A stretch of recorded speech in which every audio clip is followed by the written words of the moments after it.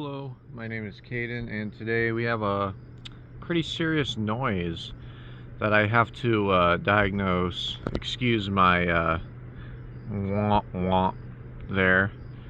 I still need a replacement, but this car overnight started making this terrible noise, but only at idle and only with the air conditioning on.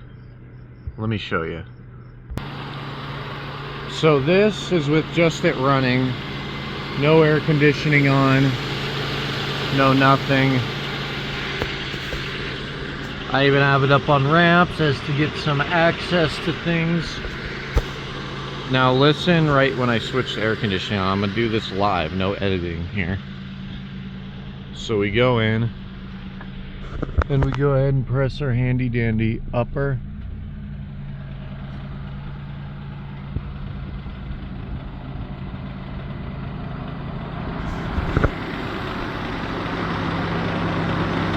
And now I hear something.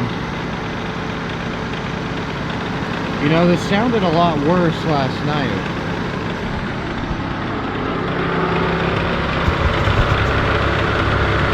But can you hear the clacking?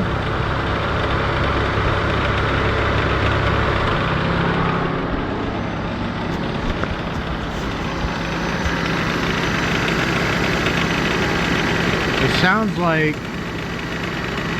it's coming from one of our pulleys here, and with the AC there's extra vibration and whatnot. So let me shut this off. Right now everything looks okay. Alright, so initially I was thinking maybe because I have this cover that's missing because the underside's a little squished. Not terrible, but I was looking in there and I thought maybe I heard it from in there, but I think everything kind of just echoes around a lot.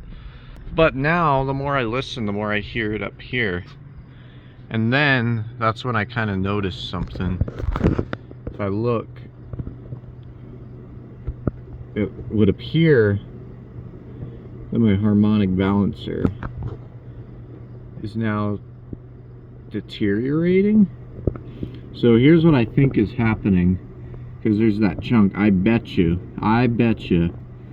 with the extra AC strain, it causes this to wobble a little more per se, and I bet you one of these little pieces is smacking my oil filter over and over. That is my theory. So I have an extra one of these sitting in my good old parts shed. So we're gonna go ahead and swap it out. All right, so I'm gonna attempt to swap this without taking the wheel off. But first I gotta remove this little guard. So I've got a few of these little clippies to remove. So I'm going to, anyway, use one of these tools, pop it out, which I've done. This little freaking bar is in the way. But anyway, there's a few of them. You just gotta feel around. I think that one there is one too. Alright, so I've gotten most of the clips removed, and I was able to just fold it out of the way. So now we have nice access to the big crankshaft bolt. Now there's two ways to take this off. First one, you could use a breaker bar, you know, lean it into the control arm there, bump the key. Of course, either disconnect fuel relay or unplug the crank sensor right here, and you can use the engine to break it loose, but it still leaves you with the issue of you need to tighten it down later. So regardless, you're going to want to have an impact available to remove this bolt, and then we'll have to loosen the belt and take the belt off as well. Let's see if the newer Hart will do it. It did. Sweet. So, oh, I'm gonna have to probably spin it in a little more. Almost don't have enough room. Yeah, it'd probably be easier to take the wheel off, but I don't want to take it off the ramps right now because I'm gonna do some other inspecting. But now we got that loose, so we can spin that out the rest of the way. We can get that out easy now. So we'll go up and loosen the belt. By the way, this bolt size 15/16, but you can get away with using a 24mm, which is what I have, because who the fuck uses standard anything anymore these days, except I guess these old cars. Anyway, all right, so we've came up here. I've removed my coolant overflow out of the way. It just kind of lifts up and out of this slot. 18mm on the belt tensioner, and then you just lift up on it. A breaker bar would be a little easier, but I am strong, so I got this. And on these engines, the good old LN3, you don't need any sort of puller to remove the harmonic balancer. My LeSabre, however, you would have to rent one of the puller tools, like a hub puller tool. So this one will just slide off nice and easy. So we'll go ahead and finish backing that out. All right, so check this out. We've got the old harmonic balancer removed, and look how gone that is. Rubber is just flying off of this thing, and it's getting really bad shape. I'm guessing this is more than likely the original one from 1990. So yeah, we're gonna place this one out of commission here. Had a pretty solid run, 116,000 miles, not terrible, about what you'd expect on these older cars. So this is our not as new one. It is also older. It also does have a little wear. That's going to be normal on pretty much all of them, though, within the first year of them being used. This is a used one off of an old LeSabre. I've had this hanging on to this for about 4 years now, and now I finally have a chance to use it. And so install is the reverse of removal, of course. Note there is a keyway on these, so just pay attention to the keyway on your crank. Don't force it. It should slide on pretty easy. You don't want to do any damage to the end of that. And now would be a good time. If it's an issue for you, it might be for me, but it looks pretty good for the most part. But that seal, there's a seal in there, that crankshaft seal. Now would be a good time to replace that if that is an issue for you. It doesn't appear to be for me from looking at it right here. So I think I'm just gonna leave it be, and we'll slap this new one down and drive it down with the impact.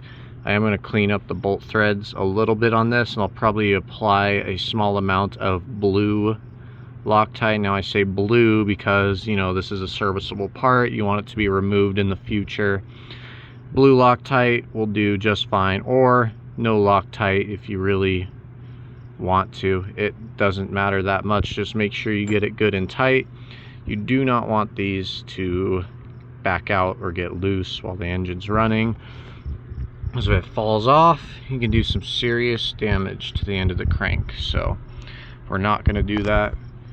And yeah, just wow, I've never seen one really come this much apart, but I'm pretty positive this is our issue. Regardless, it needs replaced anyway. Alright, so we have everything put back together, and now we're ready to find out how it sounds. It's freaking like 100 degrees in here right now. Well, that sounded good. Excuse the flickering dash. I'll never be able to really fix that. And moment of truth. Turn the AC on. Let's go ahead and take a listen.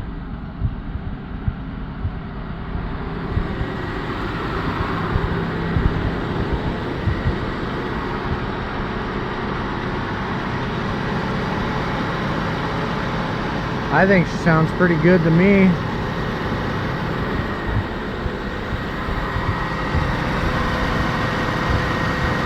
It's a little rustier than the other one, but it's been sitting for a while.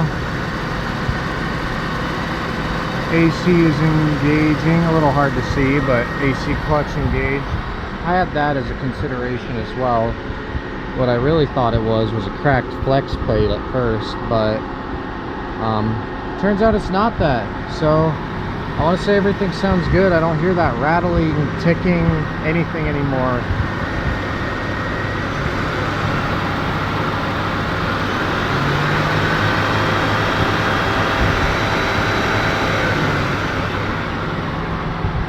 Sounds really good. I'm gonna consider this one fixed. Time for recycling. You lived a durable life. Well, I suppose that's going to be all for this one. That's how you, I suppose, diagnose and replace a harmonic balancer on a 3800 LN3. Of course, this applies to so many vehicles. It will all be the same as long as it has the same engine. Like I said, newer ones require a puller, and that's all there is to it. These cars are pretty easy to service yourself, and I recommend giving it a try. So thanks for watching. I'll catch y'all in the next video.